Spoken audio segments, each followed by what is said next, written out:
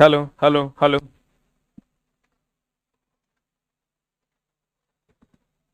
Gravitation चल रहा है ना।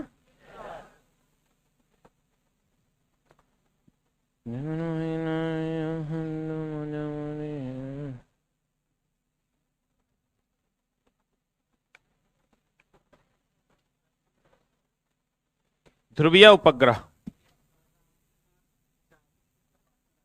कोई राहुल कुमार है आपके पार्टनर, नीचे चाबी मांग रहे हैं। कौन है राहुल कुमार? कोई है क्या आपके पार्टनर, चाबी मांग रहे हैं?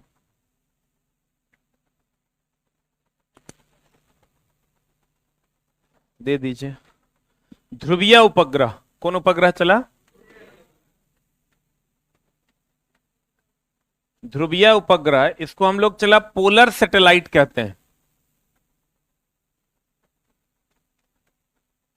क्या कहते हैं चला?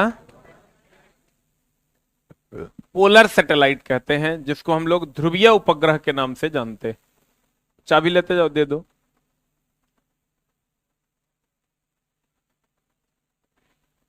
हो गया, छोड़ दो। मिल गया, मिल गया। पोलर सैटेलाइट बोले तो ध्रुवीय उपग्रह। देखो, उपग्रह और ग्रह में क्या अंतर है पता है ना? जो सूर्य के चारों ओर चक्कर लगाएगा उसे ग्रह कहते हैं। आ जो ग्रह के चारों ओर चक्कर लगाएगा उसे उपग्रह कहते हैं। इसमें कोई डाउट नहीं होना चाहिए। तो चला, ये पृथ्वी है। अब पृथ्वी के चारों ओर जो चक्कर लगाता है ना, इसी को हम लोग ध्रुवीय उपग्रह कहते हैं। पृथ्वी के नजदीक की कक्षा में जो उपग्रह चक्कर लगाता है उसे हम ध्रुवीय उपग्रह कहते हैं। ठीक है? कौन उपग्रह कहते हैं चला? ध्रुवीय उपग्रह कहते हैं। पोलर सैटेलाइट कहता है वैसा उपग्रह। यह पृथ्वी है चला, इसकी नजदीक की कक्षा में यह चक्कर लगाता है। देखो, लगा रहा है। कहता है वैसा उपग्रह जो पृथ्वी के नजदीक की कक्षा में चक्कर लगाते हैं उसे हम ध्रुवीय उपग्रह कहते हैं। ध्रुवीय उपग्रह का कक्षीय वेग कितना होता है?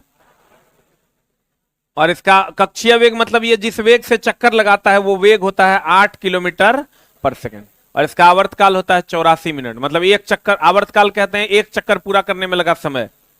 तो यानी एक चक्कर वो कितना देर में पूरा कर लेगा? 84 मिनट, यानी 5040 सेकंड में। इसका उपयोग मौसम संबंधी जानकारी के लिए किया जाता है। किसके लिए? ये चला, अगर हम ध्रुवीय उपग्रह की बात करें, ध्रुवीय उपग्रह की बात करें, ध्रुवीय उपग्रह किसको कहते हैं? पृथ्वी के नजदीक की कक्षा में जो उपग्रह चक्कर लगाते हैं।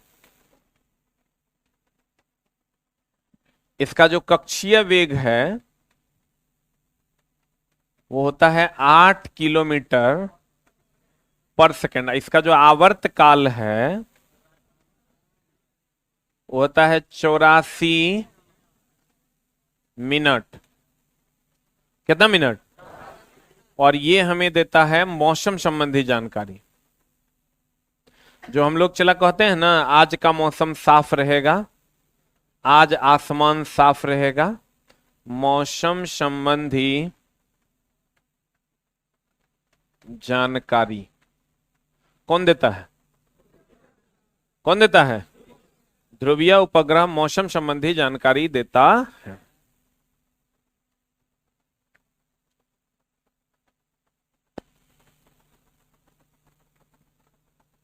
अब चला जी, हम आते हैं एक भू अस्थिर उपग्रह। कौन उपग्रह? भू अस्थिर उपग्रह होता है ये, अगर आपका पृथ्वी है, पृथ्वी अपने अक्ष पर पश्चिम से पूरब की ओर चक्कर लगाता है। किसका? पृथ्वी का तो अलग मामला हो गया, हम बात कर रहे हैं इस उपग्रह की। पृथ्वी की चाल आपको, पृथ्वी के बारे में जितनी भी जानकारी है वो सब आपको ज्योग्राफी वाले गुरुजी देंगे। ठीक है? तो जो भी जानकारी पृथ्वी में कहां क्रोड है, कहां पर कौन सी चट्टान है, उसका वेग क्या है, उसका घनत्व क्या है, ये सब जानकारी कौन देंगे? ज्योग्राफी वाले गुरुजी। आप वो आएंगे तो आपको पृथ्वी पूरा पढ़ाएंगे। इसका उपयोग मौसम संबंधी जानकारी के लिए किया जाता है। अब फिर हम आते हैं चला भू अस्थिर उपग्रह पर। नामे है भू के रिस्पेक्ट में अस्थिर। अब बताइए, अगर एक ट्रेन 10 किलोमीटर पर आवर से चल रहा है और दूसरा ट्रेन भी 10 किलोमीटर पर आवर से चल रहा है, दोनों एक दूसरे के रिस्पेक्ट में अस्थिर दिखाई देता है? नहीं दिखाई देता। तो चला, अगर कोई ग्रह, जैसे ये जो चल रहा है चला, ये है जियो स्टेशनरी सैटेलाइट। ये इसको हम जियो स्टेशनरी सैटेलाइट कहते हैं। जिस वेग से पृथ्वी चक्कर लगा रही है उसी वेग से ही भी चक्कर लगाता है, बोलो ने। और ये भी पश्चिम से पूरब की ओर चक्कर लगाता है। जिधर पृथ्वी चक्कर लगाता है पश्चिम से किधर की ओर? पूरब की ओर। तो ये भी चला पश्चिम से पूरब की ओर चक्कर लगाता है। ये भी 24 घंटा में एक चक्कर लगाता है, तो ये भी 24 घंटा में एक चक्कर लगाता है। ये पृथ्वी के विषुवतीय तल से 36,000 किलोमीटर ऊपर है। कितना किलोमीटर ऊपर? 36,000 किलोमीटर ऊपर है। और ये भी पश्चिम से किधर की ओर चक्कर लगाता है? पूरब की। अभी चला, होता क्या है, ये देता है दूर संचार में इसी का उपयोग करते हैं। जैसे मान लीजिए कि ये आपका पृथ्वी है और ये आपका टेलीविजन है, और टेलीविजन का ये चला जी एंटीना है। क्या है ये? एंटीना है। तो एंटीना है, तो ये जो उपग्रह है इसी से, इसीलिए आप देखते होंगे कि टीवी का जो एंटीना है ना, किसी खास दिशा में हम लोग ऐसे रखते हैं। जब वो उस सिग्नल उसका उपग्रह से मैच कर जाता है तो आपको सिग्नल मिलते रहता है, क्योंकि दूर संचार, इसी से दूर संचार का काम होता है। किसका काम होता है चला? दूर संचार का। तो ये अगर ऐसे घूमेगा तभी ना आपको सिग्नल मिलेगा। और दोनों का वेग अगर चला अलग अलग हो गया तो ये ऐसे हो जाएगा, ये ऐसे हो जाएगा। ये जो रहता है चला जी,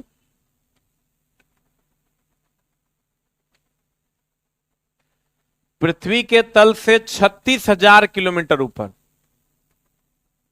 कितना किलोमीटर ऊपर? ये विषुवत रेखा है। ये कौन रेखा है?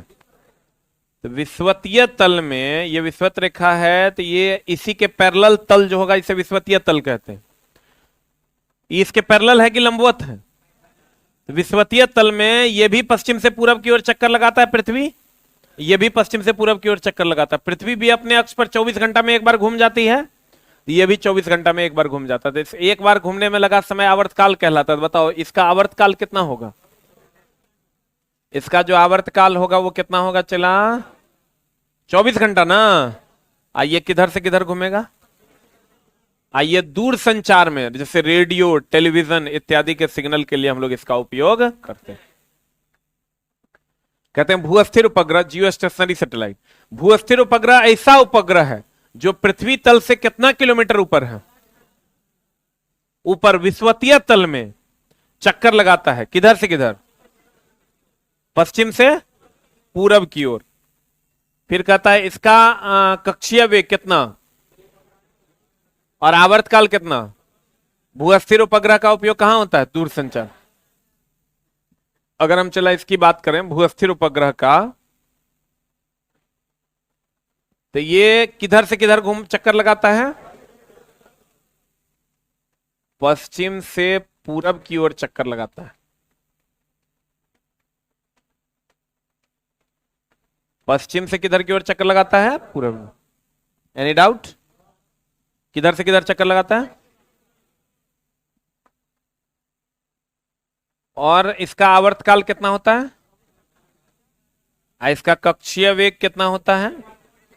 कक्षीय वेग किसको कहते हैं? जिस वेग से कोई चक्कर लगाता है वही ना कक्षीय वेग है। कितना किलोमीटर? 3.1 किलोमीटर पर सेकंड, यही ना है। और इसका उपयोग कहां होता है चला? दूर संचार में इसका उपयोग होता है। Any doubt? ध्रुवीय उपग्रह है, कक्षीय वेग 8 किलोमीटर पर सेकंड है और आवर्तकाल 84 मिनट। मौसम संबंधी जानकारी, भूस्थिर उपग्रह पश्चिम से पूरब की ओर चक्कर लगाता है। पृथ्वी की तुलना में यह स्थिर रहेगा कि गतिशील होगा? जिस वेग से हम चल रहे हैं उसी वेग से आप चल रहे हैं, मतलब मेरी तुलना में आप अस्थिर हैं। बोलन रे। तो कहते हैं आवर्तकाल कितना? नहीं बोलेगा तुम? मिमिया कह रहा है। कक्षीय वेग कितना? दूर संचार में। किसमें?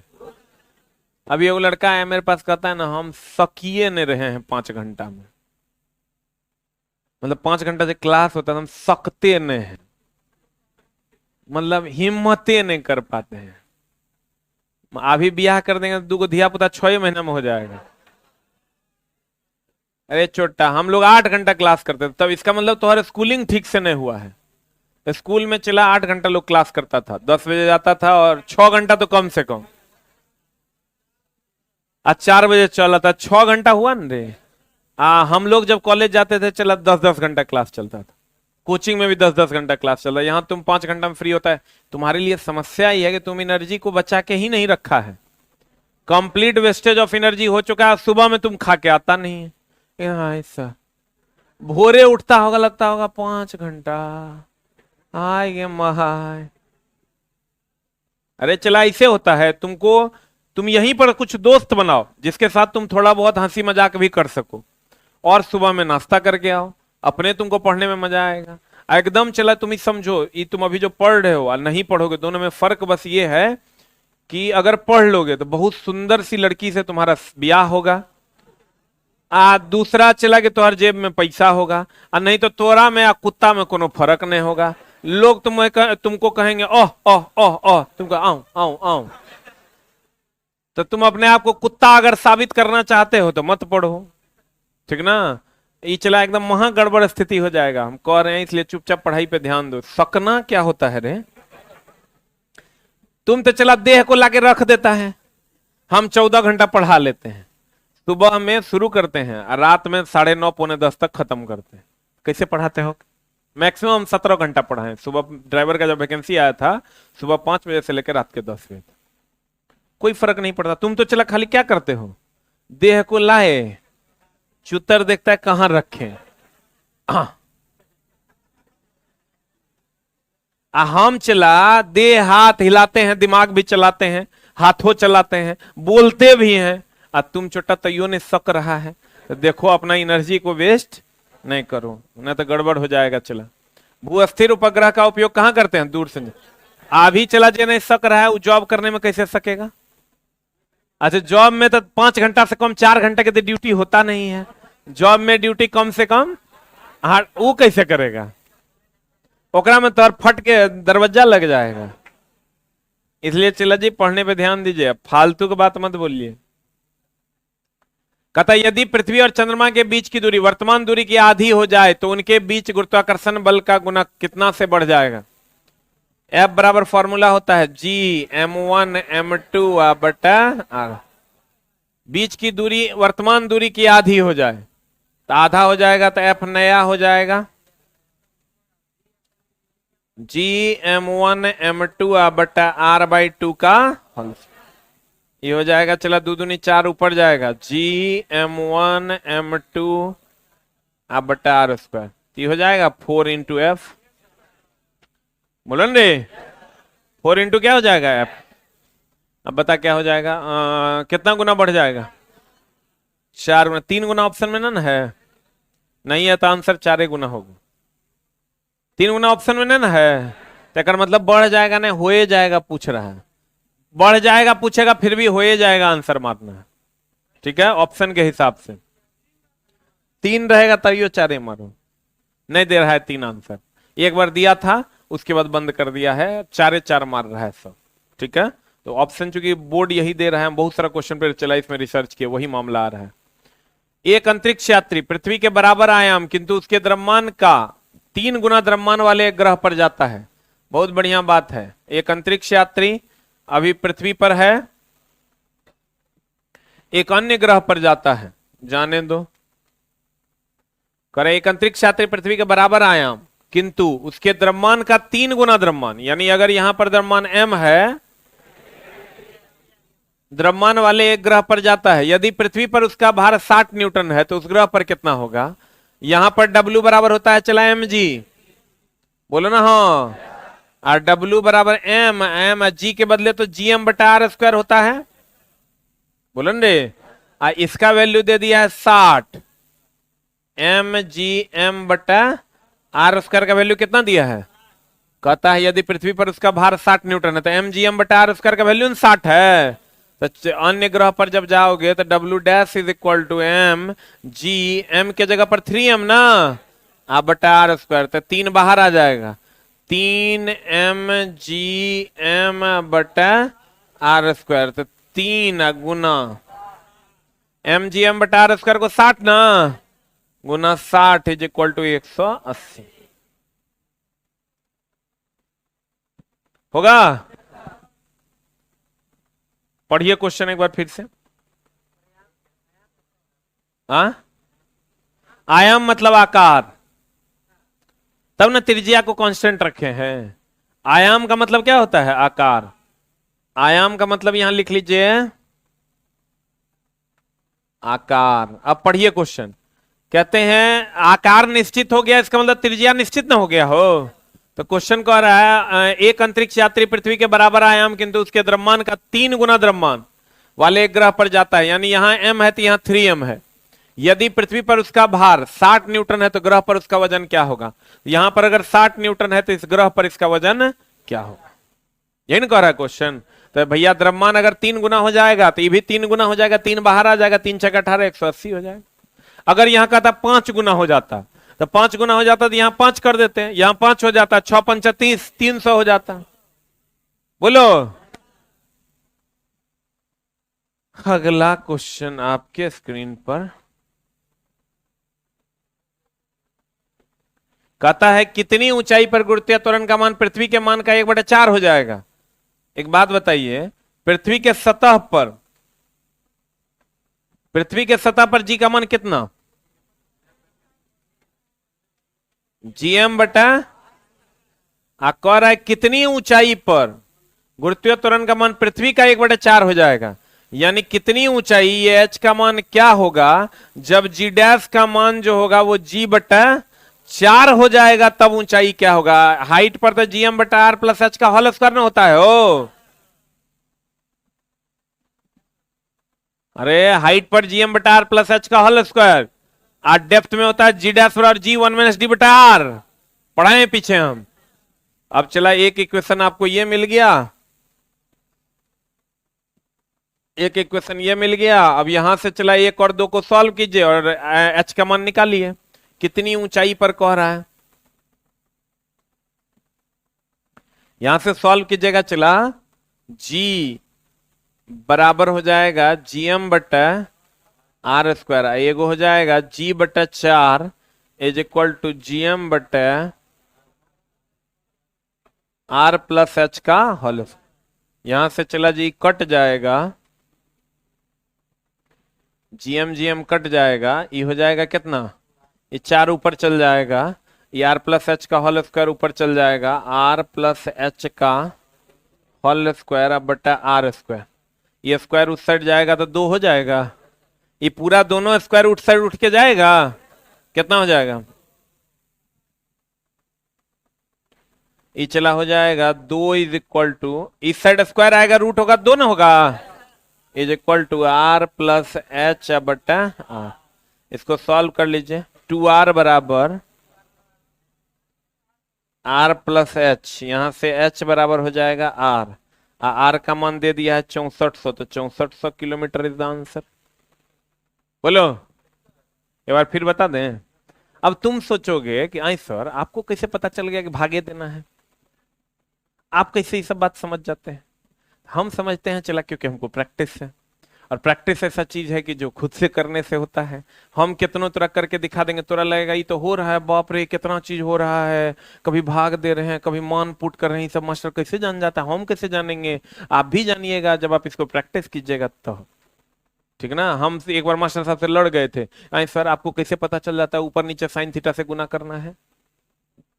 हमको नहीं पता चलता है, आप भगवान हैं, हमरो भगवान बना दीजिए कि कैसे पता कर लें कि साइन थीटा से ऊपर नीचे गुना भाग करना है।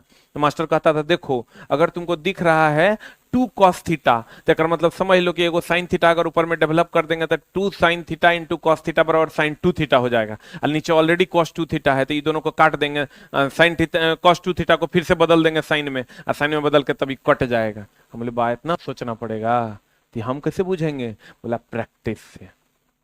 तो प्रैक्टिस किए, अब प्रैक्टिस किए तो 10 से 15 को टाइप था जो दिमाग में सेट होना था बन गया, वही भाग जाते नहीं होता। मेरा बात बुझ रहा है? ठीक कह रहे हैं। ये जो तोरा भारी लग रहा है नहीं, हमरो लगा था एक दिन। हमरा बस यही लगता था कि मास्टर सब बूझ कैसे जाता है कि भागा देना है। कैसे सबसे ज्यादा गुस्सा हमको आता था वो x+y=3 और 2x+3y=5, तो कहता था दोनों समीकरण में 2 से गुना करने पर। हम कहते थे मास्टर पागल हो गया है। इससे भी ज्यादा हमको गुस्सा आता था एक एक नियम पे। एक एक नियम में ना 5 केले का दाम 20 टका, इसलिए 20 केले का, इसलिए 10 केले का दाम कितना। हम उसमें चला ले ये नहीं पाते थे केला एने रखना है कि पैसा एने रखना है, भागे नहीं लग पाता था। हम कहते थे ये का कहे निकाल रहा है, तो कोई चला समझाया नहीं इसलिए बूझे नहीं, और जब समझे तो धीरे धीरे धीरे धीरे बूझता। पढ़ाई ऐसा चीज नहीं है चला, ये नाच नहीं है कि जाओगे नाच कभी डांस सीखने जाना। हम एक दिन गए, हम भी सीखने, हमको लगा कि डांस सीखना जरूरी है इसलिए कि तब हम स्मार्ट हो जाएंगे, तब लोग भी हमको भाव देगा, लोग मेनली महिलाएं भाव देंगी और हमारा भी कुछ हो जाएगा। क्योंकि कॉलेज में देखते थे जो लड़का को डांस आता था ना, पूरा 2-3 गो गर्लफ्रेंड था, हम लोग को नहीं था, तो सोचे कि डांस सीख लेंगे। तो एक दिन गए सीखने ना, तो वो बोला ना कि ऐसे ऐसे कीजिए। हम बोले क्या है, तो बोला कि आप ऐसे कीजिए लगे कि आप कबूतर हैं और ये आपका हाथ और ये पंख बन जाएगा। हम बोले बड़ा बढ़िया है, ये वो स्टेप था उसका, ठीक ना। तो ऐसा ऐसा स्टेप हम बोले थी तो हम अपनों से कर लेंगे, कभी मान लीजिए ऐसे ऐसे कर देंगे तो कहा हाँ ये समझिए गाय पैर फेंक रही है। अरे साला ये तो बड़ा आसान काम है, धरती का सबसे आसान काम यही है। जैसे वो चला वैसे ही सिखाता है वो लोग, ऐसे करें जैसे कबूतर हवा में उड़ रहा हो, ऐसे ना डांस तो ऐसे ही करता है, नहीं करता है। तो उसी में चला कहेगा हाथ को ऐसे रखना है, हाथ को ऐसे रखना है, हाथ को ऐसे ऐसे करते हैं तो ऐसे ऐसे करना है। तो ये चला यही डांस था। हमको लगा साला ये तो बहुत आसान काम है, ये धरती का सबसे आसान काम है कि शरीर को कोई भी एक पोजीशन में ठुमका के हिसाब से इंटेंसिटी बढ़ा देना है, यही करना है। जैसे हम जो डांस वाला को ऑब्जर्व करते हैं, चला जब कोई डांस करते रहता है हम देखते हैं क्या करता है, उसको पता है कि अगला बार में रियाज के लिए रहता है, उसको पता 3 ठुमके लगने हैं, तो ठक ठक ठक मारेगा ऐसे, ये एक स्टेप हो गया, नहीं हो गया। आप फिर जब उसको लगता है कि नहीं इसमें स्लो म्यूजिक है तो कहेगा या देखो ये चला, इस सीखने की चीजें हैं, इसको मजाक में नहीं लेना। मेरे कहने का मतलब ये है कि धरती पे बहुत चीजें हैं जो बहुत आसान है, लेकिन वो रियाज की चीजें हैं, सीखने की चीजें हैं, बहुत ही आसान है। चला हम डांस क्लास से यही सीखे, एक ही दिन गए हम, वो जो चला पेरवा जैसा बोला उड़ने के लिए कबूतर के जैसा, हम उस दिन समझ गए कि सबसे आसान काम है। हम अब कभी वो डांस कर देते हैं, हम अपना टोन मिला लेते हैं, गाना हमको पता है, लोगों को लगता है वाह कितना अच्छा डांस कर रहा है। हम चला डांस नहीं करते हैं, हम टोन के हिसाब से बॉडी का अलग अलग पोस्चर में, जे पोस्चर में सूट किया उहे में इंटेंसिटी बढ़ा घटा देते हैं, तो सामने वाला को लगता है साला कितना बढ़िया डांसर है, ठीक ना। तो ये डांस तो चला एनालाइज करने की चीज है। तो वैसे ही ये सभी चीजें जब आप सीखते हैं ना, तो इसको एनालाइज ये कीजिए कि आपको लगे और ये बाप रे कितना भारी चीज है, बहुत लोगों को लगेगा, लेकिन चला ये कैसे आता है, ये आता है प्रैक्टिस से। When you are going to do something in practice, then you achieve all the things. तुम सभी चीजों को अचीव कर लोगे, बट कंडीशन यही है कि तुमको प्रैक्टिस करना पड़ेगा। हम कर देंगे तो नहीं होगा, ये प्रैक्टिस धीरे धीरे धीरे धीरे। शिक्षा ऐसा चीज है ना चला कि धीरे धीरे आता है और कभी नहीं जाता है। गांव घर में लोग कहते हैं कि शिक्षा वैसा चीज है जो तरह से कोई छीन नहीं सकता। तो अभी आपको हम पढ़ाएंगे, चुंबक 2 प्रकार के होते हैं, एक अस्थाई एक अस्थाई। अस्थाई चुंबक होते हैं जो तुरंत चुंबकित होते हैं, तुरंत अपना गुण त्याग देते हैं। अस्थाई चुंबक होते हैं जो लेट से चुंबकित होते हैं और लेट से अपने गुण का त्याग करते हैं। तो दोनों में डिफरेंस नहीं है। तो चला आपको अगर अस्थाई चुंबक बनना है तो शिक्षा को ग्रहण करना। वो कैसे आएगा, ये ऐसे नहीं आएगा कि बाप रे बाप कैसे होगा, ये प्रैक्टिस कीजिएगा आप भी, आपको ये समझ में आने लगेगा कि ये जी है, यहां जी है, यहां जी बटा 4 है, ये दोनों जब कटे हमको एच निकालना है। हम कैसे सोचते हैं, हमको एच निकालना है, एच निकालना है तो जीएम को हटाना होगा, जी को हटाना होगा, और तब आर का वैल्यू हमको दिया हुआ है तो केवल एच और आर को बचाना है। एच और आर कैसे बचेगा, तो जब ये दोनों को हम भाग दे देंगे तो जी जी कट जाएगा, जीएम जीएम कट जाएगा, अपने आर और एच बच जाएगा। आर दिया हुआ है, एच निकालना है तो एच बराबर जो वैल्यू निकलेगा आर का वैल्यू निकल जाएगा। ये सोचना पड़ेगा। कोई भी चीज को रिमूव करना है तो भाग देना है, घटाना है तो भाग देना है, बढ़ाना है तो गुना करना है। अगर यही समीकरण देखो, सच पूछो तो चला अभी भी अच्छे गुरुजन का अभाव है, इसलिए बच्चे सीख ही नहीं पाते हैं। चीजों को सीखिएगा ना तो आप अटेम्प्ट लेना शुरू कर जाइएगा, रिजल्ट होना शुरू हो जाएगा। जैसे अगर आपको दिखे ना कि ए गुना बी बराबर सी इंटू बी, अगर ऐसा दिखता है, ठीक है, और एक समीकरण आपको दिखता है कि a into D is equal to B into C, ऐसा दिखता है, और आपको यह बात पता है कि हमको इसमें से एक रिलेशन फाइंड आउट करना है। इसको गुना नहीं करेंगे, गुना करेंगे तो स्क्वायर में चल जाएगा, रिलेशन बिगड़ जाएगा। हम इसको भाग दे देंगे, भाग जैसे देंगे रिलेशन ए कट जाएगा, बी बी कट जाएगा, और खट से चला सी सी भी कट जाएगा। ये हो जाएगा b but D is equal to 1, अब b बराबर हो जाएगा d, सॉल्व हो जाएगा। तो आपको ये इमेजिन करना होगा। चला बहुत चीजें हैं धरती पर सीखने के लिए। सीखने के लिए आप अगर सही मायने में कहिएगा तो 25 से 30 चीजें हैं इस धरती पर सीखने के लिए आपके सिलेबस में। 30 को चीज आप सीख जाइएगा तो सब चीज सीख गए, वही 30 को से भाग जाइएगा तो आप खत्म हो गए। जैसे एगो चीज अभी हम आपको सिखाए कि आपको ये देखना है कि हमको अब इसको गुना करेगा, कोई बंदा अगर दोनों तरफ गुना कर देगा तो बुरे फंस जाएगा, स्क्वायर में आ जाएगा। तो धीरे धीरे चीजें आप सीखिएगा, हड़बड़ाने की जरूरत बिल्कुल भी नहीं है। जैसे आप अ पे मेहनत करके अ सीखे थे, वैसे ही आपको यह भी सीखना पड़ेगा। कहते हैं कितनी ऊंचाई पर गुरुत्वाकर्षण त्वरण का मान पृथ्वी के मान का कितना हो जाएगा, 1/4। अगला क्वेश्चन है ग्रहों का नियम। किसका नियम चला? अब देखो, ग्रहों का नियम दिया था केपलर ने, लेकिन उससे पहले कोपरनिकस नाम का एक वैज्ञानिक था जिन्होंने कहा था कि सूर्य के चारों तरफ, किसके चारों तरफ चला? सूर्य के चारों तरफ कोई भी ग्रह जो चक्कर लगाता है वो दीर्घवृत्ताकार कक्षा में चक्कर लगाता है। कैसे चक्कर लगाता है चला? सूर्य के चारों तरफ, किसके चारों तरफ? सूर्य के चारों तरफ जो कोई भी ग्रह चक्कर लगाता है वो दीर्घवृत्ताकार कक्षा में चक्कर लगाता है। किस कक्षा में चक्कर लगाता है? जिसके दीर्घवृत्ताकार कक्षा में चक्कर लगाता है। ये बात कही थी कोपरनिकस ने, लेकिन इस बात को साबित किया केपलर ने। इस बात को साबित किसने किया? तो आपको कहेगा ग्रहों के लिए यह बात किसने कही थी कि कोई भी ग्रह सूर्य के चारों तरफ दीर्घवृत्ताकार कक्षा में चक्कर लगाता है? कोपरनिकस ने। और इस बात को साबित किसने किया? केपलर। केपलर ने 3 नियम दिया। अब वो पहला नियम था उसका कक्षा का नियम, दूसरा नियम था इसका क्षेत्र का नियम,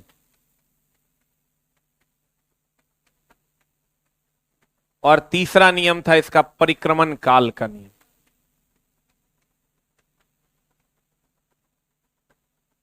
परिक्रमण काल का नियम। पहला नियम क्या था इसका? कक्षा का नियम, दूसरा क्षेत्र का नियम, तीसरा परिक्रमण काल का। ठीक है। अब कक्षा के नियम की अगर हम बात करें, किसके नियम की बात करें?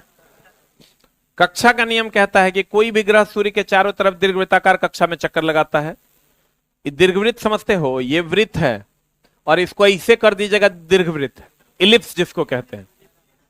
ठीक है। तो दीर्घवृत्ताकार कक्षा में कोई भी ग्रह चक्कर लगाता है, जिसके फोकस पर कौन होता है? जिसके फोकस पर कौन होता है? सूर्य होता है। यह बात कहता है कक्षा का नियम कि कोई भी ग्रह सूर्य के चारों तरफ दीर्घवृत्ताकार कक्षा में चक्कर लगाता है, जिसके फोकस पर कौन होता है? सूर्य। क्षेत्र का नियम कहता है कि समान समय में समान क्षेत्रफल तय करेगा। अगर यहां लंबाई कम है तो यहां क्षेत्र ज्यादा होगा, लंबाई ज्यादा है तो क्षेत्र, लंबाई यहां ज्यादा है तो चौड़ाई कम होगा, यहां चौड़ाई ज्यादा है, चौड़ाई कम है, लंबाई कम है तो यहां चौड़ाई क्या होगा? ज्यादा। टाइम बराबर अगर यहां 5 सेकंड लगेगा तो यहां भी टाइम बराबर क्या लगेगा? 5।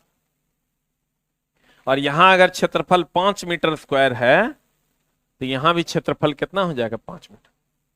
ये कहता था कि अगर समय समान लगे तो क्षेत्रफल भी क्या होगा? समान होगा। ये क्षेत्र का नियम है, समान समय में समान क्षेत्रफल तय करेगा दीर्घवृत्त पर। यह किसका नियम है? क्षेत्र का नियम। अब परिक्रमण काल का नियम कहता है कि परिक्रमण काल का जो वर्ग होगा, परिक्रमण काल किसको कहते हैं? एक चक्कर लगाने में जो समय लगता है, एक चक्कर लगाने में जो समय लगता है, परिक्रमण काल का जो वर्ग होगा वो सूर्य से माध्य दूरी के घन का समानुपाती होगा।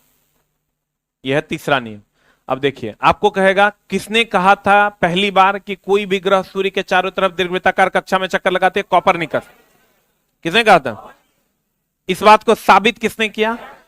केपलर ने ग्रहों का नियम देकर इसको साबित किया। बोलो रे। अब चला, अगर हम बात करें कि केपलर ने कितने नियम दिए? कक्षा का नियम, क्षेत्र का नियम, परिक्रमण काल का नियम। कक्षा का नियम कहता है कोई भी ग्रह सूर्य के चारों तरफ दीर्घवृत्ताकार कक्षा में चक्कर लगाएगा जिसका फोकस पर सूर्य होगा। और क्षेत्र का नियम कहता है समान समय में समान क्षेत्रफल तय करेगा दीर्घवृत्त पर। और परिक्रमण काल का नियम कहता है परिक्रमण काल का जो वर्ग होगा सूर्य से माध्य दूरी के घन का क्या होगा? समानुपात। देखो, ग्रहों का नियम, ग्रहों का नियम किसने दिया? ग्रहों के लिए केपलर ने कितने नियम दिए? कक्षा का नियम, क्षेत्र का नियम। और कक्षा का नियम क्या था? कोई भी ग्रह सूर्य के चारों तरफ, ये जो ग्रह है चला, ये सूर्य के चारों तरफ किस कक्षा में चक्कर लगाता है? वृत्ताकार की दीर्घवृत्ताकार? सूर्य के चारों तरफ दीर्घवृत्ताकार कक्षा में चक्कर लगाता है जिसके फोकस पर कौन होता है? सूर्य होता है। देखो, इस समान समय में समान क्षेत्रफल तय करेगा। कहता कोई भी ग्रह अगर सूर्य के चारों ओर चक्कर लगाता है तो वह समान समय में समान क्षेत्रफल तय करता। अब परिक्रमण काल का नियम कहता है इस नियम के अनुसार परिक्रमण काल का वर्ग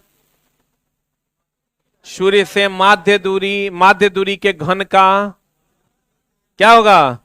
समानुपाती होता है। कोई भी ग्रह सूर्य के चारों ओर दीर्घवृत्ताकार कक्षा में चक्कर लगाता है, यह बात किसने कही थी? लेकिन इस बात को सत्यापित किसने किया? क्या देकर? ग्रहों का नियम देकर। आपको क्वेश्चन पूछेगा ग्रहों का नियम किसने दिया? किसने दिया? लेकिन कोई भी ग्रह सूर्य के चारों तरफ चक्कर लगाता है दीर्घवृत्ताकार कक्षा में, यह बात किसने कही थी? किसने कही थी? ग्रहों के लिए नियम कितने हैं? कौन कौन? कक्षा का नियम, क्षेत्र का नियम, परिक्रमण काल का नियम, यही ना है?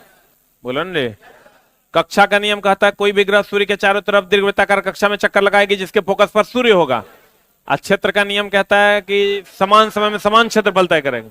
अब परिक्रमण काल का नियम कहता है परिक्रमण काल का वर्ग सूर्य से माध्य दूरी के घन का समानुपाती। बोलो हाँ या ना। अब चला, हमने आपको उपग्रह के बारे में भी पढ़ाया। उपग्रह कितने प्रकार के होते हैं? 2। कौन कौन? ध्रुवीय उपग्रह और भूस्थिर उपग्रह। ध्रुवीय उपग्रह का कक्षीय वेग कितना? कक्षीय वेग किसको कहते हैं? कोई भी ग्रह जिस कक्षा में जिस वेग से चक्कर लगाती है उसी को कक्षीय वेग कहते हैं। इसका आवर्तकाल कितना? मौसम संबंधी जानकारी देता है। ध्रुवीय उपग्रह पृथ्वी तल से विषुवतीय तल से 36,000 किलोमीटर ऊपर है। किधर से किधर चक्कर लगाता है? आवर्तकाल कितना? कक्षीय वेग कितना? कहां यूज होता है? कहां यूज होता है? भू-अस्थिर उपग्रह पृथ्वी के रिस्पेक्ट में अस्थिर रहता है कि गतिशील रहता है? क्या रहता है? आइए, भू-अस्थिर उपग्रह किस चीज में यूज करते हैं? टीवी रेडियो में किसका उपयोग करते हैं? दूर से किसका है? टीवी रेडियो में किसका उपयोग करते हैं? टीवी रेडियो दूर संचार में किस उपग्रह का उपयोग करते हैं? अब मौसम संबंधी जानकारी के लिए कौन उपग्रह? क्लियर है? पक्का। गुरुत्वाकर्षण बल केवल आकर्षण है कि विकर्षण भी है? केवल आकर्षण है। सबसे कमजोर बल कौन? सबसे कमजोर बल गुरुत्वाकर्षण बल। हर 2 द्रव्यमान के बीच लगता है। अब 2 वस्तु में एक वस्तु पृथ्वी हो तो गुरुत्वाकर्षण बल की गुरुत्व बल? कौन बल? 2 वस्तु में एक वस्तु पृथ्वी हो तो गुरुत्व बल कहते हैं। क्या कहते हैं? पृथ्वी के स्तर से ऊंचाई पर जाने पर जी का मान, नीचे जाने पर, केंद्र पर, ध्रुव पर ज्यादा एक विषुवत रेखा पर। ध्रुव से विषुवत रेखा की ओर। आप पृथ्वी का तेज या धीमा कर देंगे ध्रुव पर, तेज कर देंगे तो विषुवत रेखा पर, 17 गुनी से अधिक कर देंगे, कम कर देंगे तब विषुवत रेखा पर बढ़ जाएगा क्योंकि आराम बढ़ जाएगा। बोलो न रे। द्रव्यमान का मान कहीं बदलता है लेकिन भार का मान, भार सदिश की अदिश नीचे की तरफ लगता है सदिश ना, उसमें एक निश्चित दिशा होती है। अब भार का मान अलग अलग जगह पर अलग अलग किससे? हाँ, बताओ छोटी जी का मान बदलता है कि नहीं बदलता? लेकिन बड़ी जी का, इस सार्वत्रिक गुरुत्वाकर्षण नियतांक है, ये पृथ्वी और चंद्रमा के लिए मान्य है कि सबके लिए मान्य है? Thank you very much.